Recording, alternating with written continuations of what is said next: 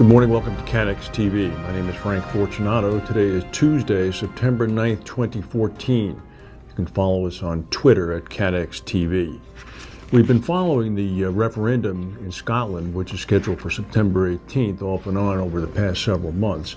When we were in London just several weeks ago, it seemed as if all was well for the Unionists. A number of polls have come out recently suggesting that the independence vote might be much stronger than people thought. Well, some dramatic action occurred today.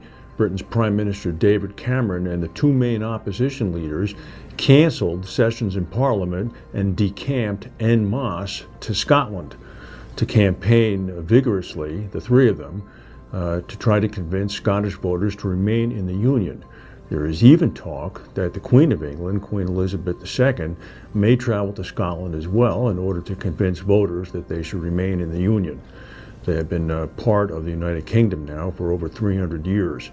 If, in fact, the vote goes against the Unionists, it promises some economic turmoil. Yesterday, it was announced that Scotland would have to reapply to both the EU and to NATO if it was to be an independent country.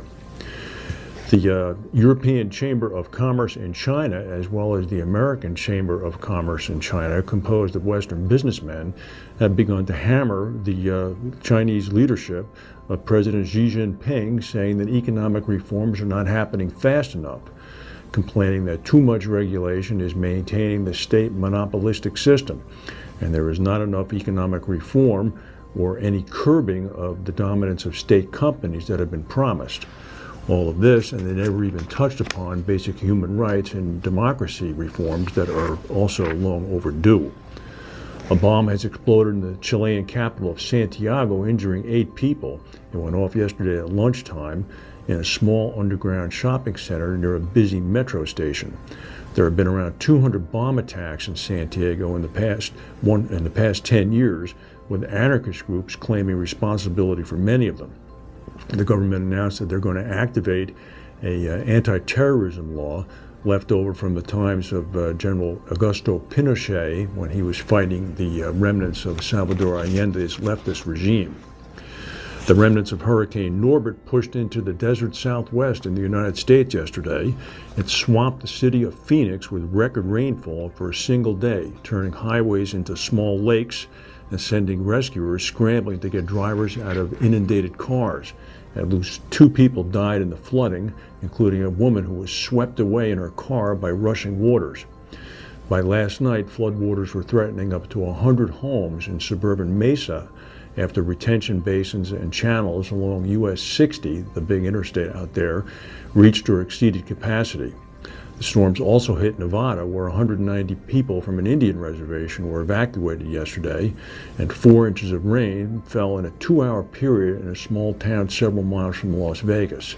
It's never a good thing when the desert receives inundated, flood-like rain. According to Standard & Poor's Dennis Sugru, who's the S&P director in the reinsurance sector, reinsurers must adapt to avoid downgrades. He said that reinsurers have been able to withstand increased competition and pricing pressure due to their strong balance sheets, but he said that without the initial strength of the balance sheet, many reinsurers would have already seen actions taken against it by rating agencies. Segru said that big corporations could well begin to arrange their own risk transfer mechanisms and cut out the insurance industry altogether if the industry does not adapt and begin to offer new products. He said you could see the reinsurance industry as a whole suffer from missed opportunities. What's to stop Google from hiring underwriters using some of the cash it has on hand and the data it has to start writing insurance policies? What indeed? Dutch experts say that Malaysia Airlines Flight 17 broke up in midair after being hit by objects that pierced the plane at a high velocity. This was back in July when it came down over the eastern Ukraine. The new report released today said there was no evidence of technical or human error. Correspondents say that this matches claims that MH17 was hit by, missile shrapnel.